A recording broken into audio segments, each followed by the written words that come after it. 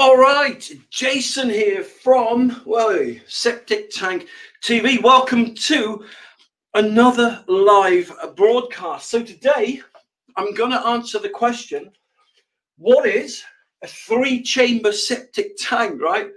And how does a 3-chamber septic tank work? Yeah, okay, so this is one of the most popular questions that I get asked live on Twitter and Facebook and YouTube. So I'm going to answer that question tonight, hopefully. Okay, so let's start by answering the first question. What is a 3-chamber septic tank? Well, basically, right, it's a tank with 1, 2, 3 chambers in. Yeah, seriously. So you can also get a 2-chamber septic tank, but that's what a 3-chamber septic tank is.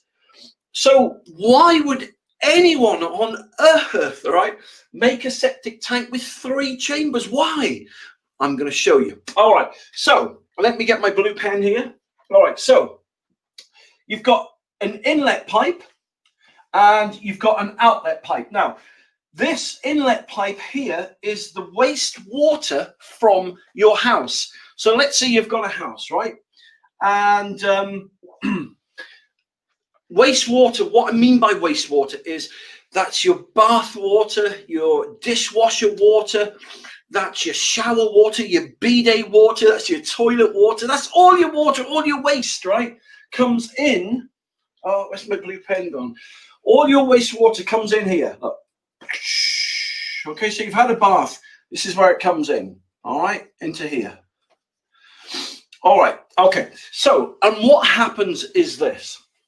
All right, all your wastewater will fill up to here. All right, so all the wastewater will fill up, look, chamber number 1. Now, in wastewater, there's lots of debris. Where's my other pen gone, right? There's lots of debris in wastewater. So when I mean debris, I mean things like hair and nails and skin and teeth and fat and grease and sludge and vegetables such as potato peelings, carrot peelings, stuff like that, right?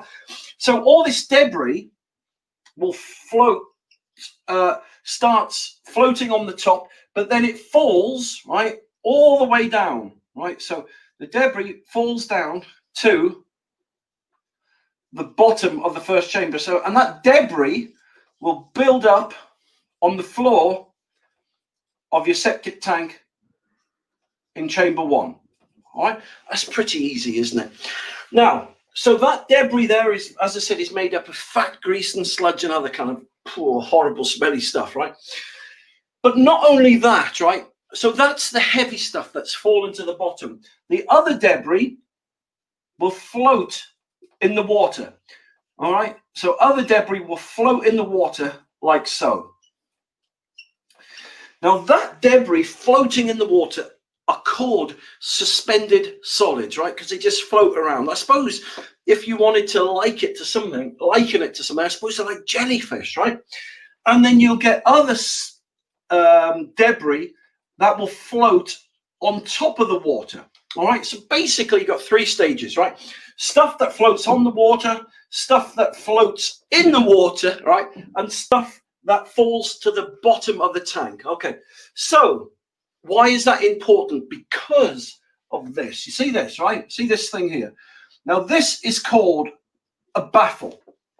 And basically what it allows is this, right? So all the water comes into here, it fills up, then you see that tide line there, then the water from here, right, will then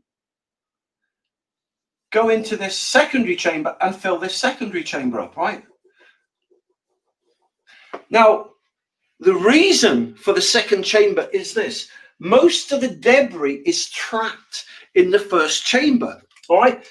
So these little baffles stop big clumps and lumps of poo and poo and fat and grease and sludge and potato peelings and hair. They stop the majority of it going into the second chamber. So in this chamber, right, you'll still have debris go in there, but you'll have some that falls to the bottom still like that, all right? but there won't be as much as in here. So if we imagine that's a bit taller in the first chamber there you go. So imagine that's the sediment in the first chamber. In the second chamber, it will probably only be to here, okay? And the suspended solids will be a lot less in the water and smaller than in the first chamber. And you'll still have debris that floats on the surface, but it'll be smaller and there'll be a lot less of it. So that's the whole point of chamber 2. So can you get the principle here?